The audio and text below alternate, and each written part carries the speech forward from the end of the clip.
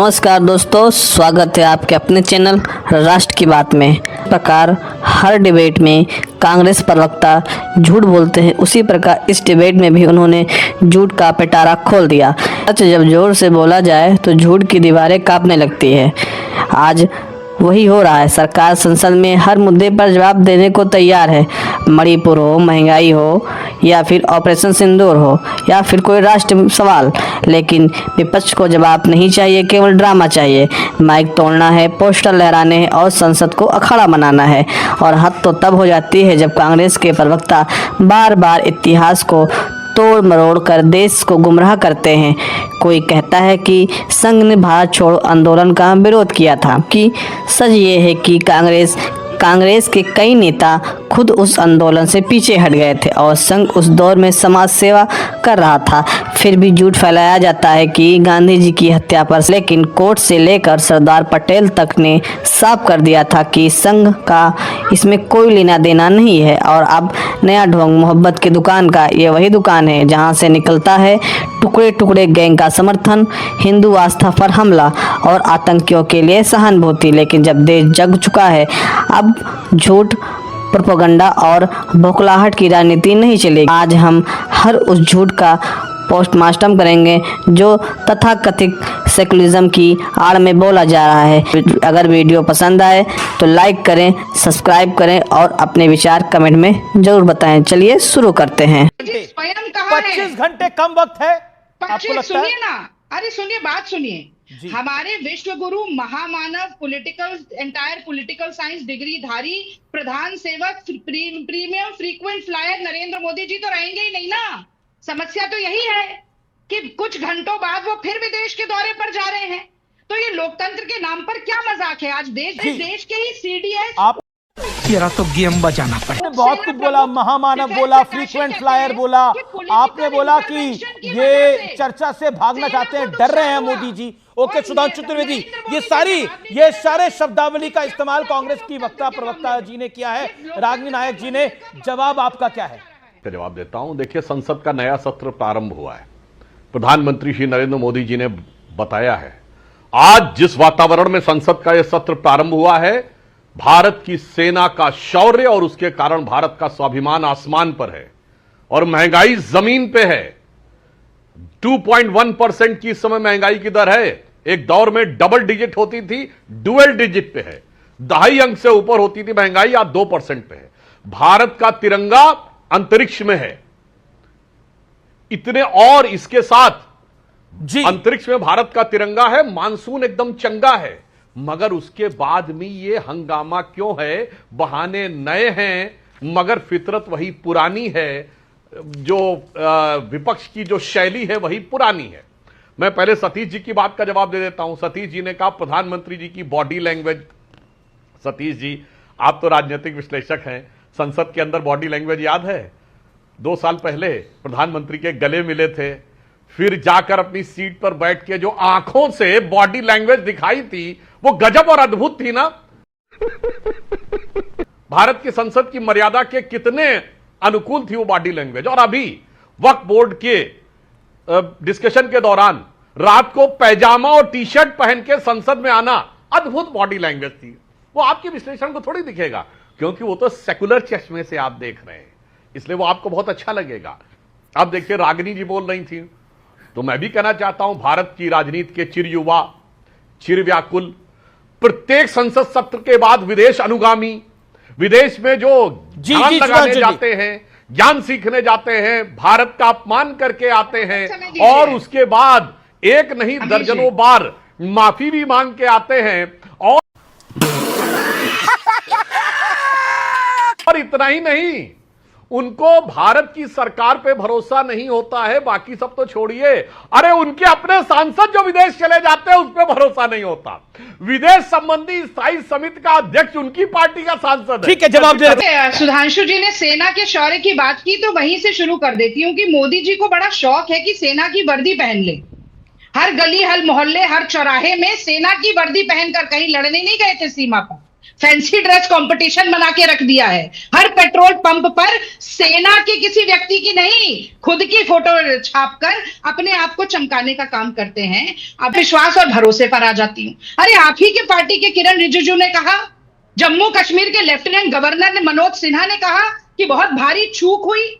कैसे भरोसा करेगी जनता आपके ऊपर? वो चूक हुई तो किससे हुई, किसने की? अमित शाह जी का अभी तक आपने इस्तीफा क्यों नहीं लिया? ये कब बताएंगे मोदी जी आके? आज ये सवाल है।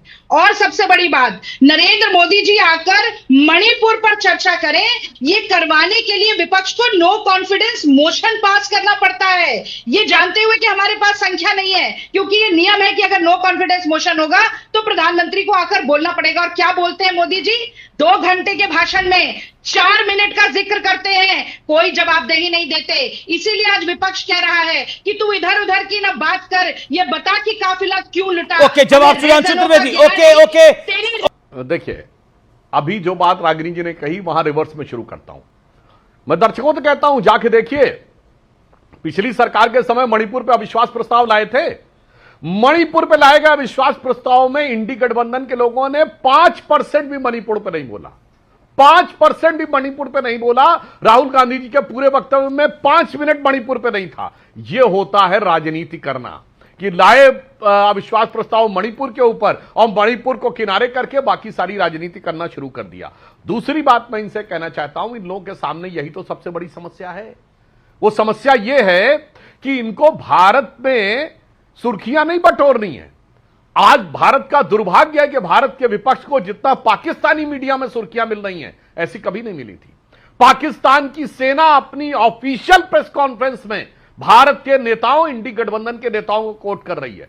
पाकिस्तान के संसद में भारत के विपक्षी नेताओं को कोट किया जा रहा है। पाकिस्तान का भारत के विरुद्ध डोजियर में राहुल गांधी जी का स्टेटमेंट कोट किया जा रहा है। और क्योंकि वो मानसिकता है जो भारत की सेना के शौर्य को कभी उठता हुआ नहीं देखना चाहती, भारत को सदैव अपमानित होता हुआ, झुकता होता हुआ और नीचे आता हुआ देखना चाहते हैं। मैं एक लाइन और बोल दूं अमित जी, मैं एक लाइन और बोल दूं, फिर जवाब दीजिएगा। रागिनी जी, इसमें आपकी गलती नहीं है। आप लोग उस विचारधारा के संवाहक हैं जो हमेशा भारत को झुकता देखना चाहते थे। इसीलिए इतिहास में मैं बताना चाहता हूं, पृथ्वीराज चौहान ने 17 लड़ाइयां जीती। आपने अपने जमाने की हिस्ट्री जो हम लोगों को पढ़ाई, उसमें जीती हुई लड़ाई का उल्लेख नहीं है, सिर्फ हारी हुई 1192 की लड़ाई का जिक्र है। बप्पा रावल ने इतनी लड़ाइयां जीती, जीती हुई लड़ाई नहीं। महाराणा सांगा की जीती लड़ाई नहीं, 1527 हारी हुई लड़ाई। तो चाहे आज का युग हो या इतिहास का युग हो, भारत को कैसे अपमानित करना है, भारत को कैसे। रागिनी, आपने चर्चा की शुरुआत में बोला कि प्रधानमंत्री नरेंद्र मोदी नेहरू जी की बराबरी करना चाहते हैं, लेकिन नेहरू जी में बड़ा दम था, नेहरू जी में बड़ा दमखम था। सही बात है, लेकिन अक्साई चीन भी नेहरू जी के जमाने में गया, पीओके भी नेहरू जी के जमाने में गया, ये सब चीजें नेहरू जी के जमाने में गई ना। और तो और हमने तो चीन को जो अपना हिस्सा दिया, उसमें बोला ये बंजर था, वो भी नेहरू जी के काल में ही गया, जिसको आप मोदी के काल में वापस लाना चाहते हैं। आज आप मोदी से यही डिमांड करते हैं ना, ऑपरेशन सिंदूर में पीओके वापस आना चाहिए था। वो दिया किसने था? वो कांग्रेस की सरकार ने दिया था, पंडित नेहरू की सरकार ने दिया था। क्यों दिया था? मैं आश्चर्यचकित थी कि भारतीय जनता पार्टी के प्रवक्ता ने अभी तक नेहरू जी का नाम नहीं लिया। तो ऐसा कैसे हो जाएगा कि अमीश देवगन जी जवाब में नेहरू जी का नाम ना ले? तो अच्छा हुआ आप लेकर आ गए। जवाब में नहीं, तो प्रश्न पूछा है आपने, बोला मोदी नेहरू की बराबरी करना चाहते हैं। मेरा तो हम प्रश्न है आपसे, क्या नेहरू जी ने अक्साई चीन दिया था कि नहीं दिया था? जिस पीओके को कांग्रेस डिमांड कर रही थी, वो पंडित नेहरू के काल में ही गया था ना। अभी मोदी जी से उम्मीद है कि वो वापस लेके आए, मोदी और अमित शाह वापस लाए जो नेहरू जी ने दिया। मोदी जी से तो कोई उम्मीद है नहीं। 54 उम्मीद आप ही लोग कर रहे थे। अरे भैया सुन तो 2 महीने आप लोग चिल्लाते रहे कि लाइए लाइए लाइए वापस, पीओके चाहिए हमें। आश्चर्यचकित मत होइए। वो कह रहे थे कि सेक्युलर चश्मे से देख रहे हैं, मुझे लगता है आप संघी चश्मे से देख रहे हैं, इसलिए इतना। मैडम, मेरा चश्मा राष्ट्रवादी है, ना संघी है ना सेकुलर है, मेरा चश्मा राष्ट्रवादी है, भारतीय चश्मा है मेरा। मुझे पता है जमीन किसने दी।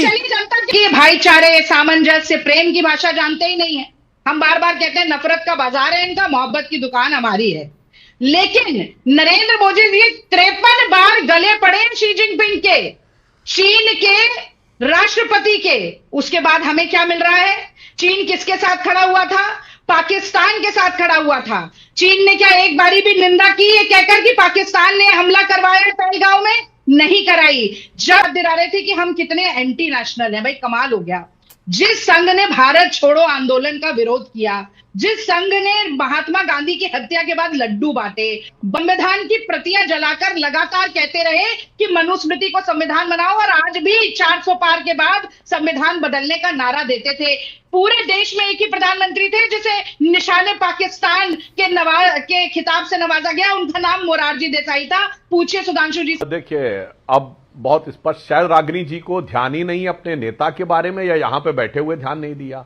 मैंने सिर्फ गले मिलने को नहीं, वो गले मिले नहीं थे, गले पड़े थे। उसके बाद मैंने कहा अपनी सीट पे जाकर बैठकर जो आंखों से बॉडी लैंग्वेज दिखाई थी, मैंने उसके लिए कहा था, नहीं बोल रहा था। कोई जाके चेक कर ले, मैंने कहा था गले मिलने के बाद अपनी कुर्सी पे बैठकर आंखों से जो बॉडी लैंग्वेज दिखाई थी वो सदन की मर्यादा के कितने अनुरूप थी, यह बात मैंने बोली। जी, समस्या समझ सकता हूं कि आपके नेता की बॉडी लैंग्वेज के कारण। और दूसरी बात, रागिनी जी ने अभी पिछले अपने वक्तव्य में फैंसी ड्रेस कंपटीशन की बात कही थी, तो मैं बताना चाहता हूं भारत की राजनीति में सबसे ज्यादा फैंसी ड्रेस अगर किसी ने दिखाई है तो 2014 में राहुल गांधी जी एकदम क्लीन शेप बढ़िया बाबा ब्रिगेड वाले थे। बाबा ब्रिगेड कांग्रेस में होती थी ना, आप ही का शब्द है, मेरा नहीं है। फिर अचानक 2019 का चुनाव आया, अब मंदिर मंदिर घूमने लगे, कुर्ते के ऊपर जनेऊ वाली फोटो ऑफिशियल प्रेस कॉन्फ्रेंस में दिखाई गई, ड्रेस चेंज हो गई। 2024 का चुनाव आया, अब कार्ल मार्क्स की तरह या सद्दाम हुसैन की तरह दाढ़ी बढ़ा के, अब टी शर्ट रख के, कुर्ता जनेऊ फेंक के अब आ गए दूसरी वाली ड्रेस में। तो मैं कहना चाहता हूं ये फैंसी ड्रेस कंपटीशन जितना बदला है भाई पिछले 10 साल में, भारत की राजनीति में किसी नेता का चेहरा आपने बदलता नहीं दिया होगा। और सिर्फ ड्रेस ही नहीं बदली, सोच बदली है। 2014 में राहुल गांधी जी ने हिंदी में शपथ ली ईश्वर के नाम की, 2024 में अंग्रेजी में शपथ ली ईश्वर के नाम की नहीं, सॉलेमनी एफर्ट। अरे ड्रेस भी बदली, दिमाग भी बदल गया। अब रही बात इसकी, तो मैं इनसे कहना चाहता हूं जो बात ये मनुस्मृति की करने की बात करते हैं, तो मैं चैलेंज करके कहता हूं कांग्रेस मनुस्मृति का एक प्रावधान आज लागू नहीं है, मगर शरिया के 1 दर्जन संविधान इन्होंने लागू कर रखे हैं। इन्होंने ट्रिपल तलाक, मेहरम, हलाला, हज सब्सिडी, 4 बीबी, 9 साल की बच्ची से शादी, वक्फ बोर्ड, मैंने 1 दर्जन गिना दिए हैं। इन्होंने इबारते अंबेडकर को इमारतें शरिया में बदलने का प्रयास किया हुआ है, और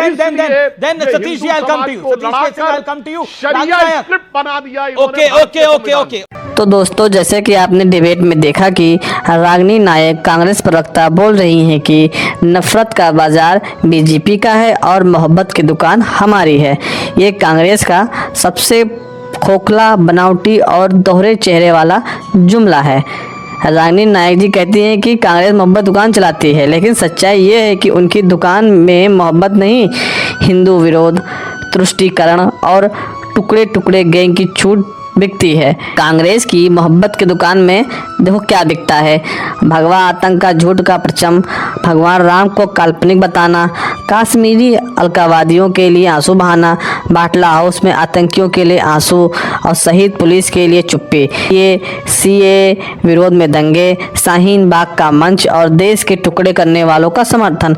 और अगर ये मोहब्बत है तो हिंदू समाज के लिए तुम्हारी नफरत कैसी होगी?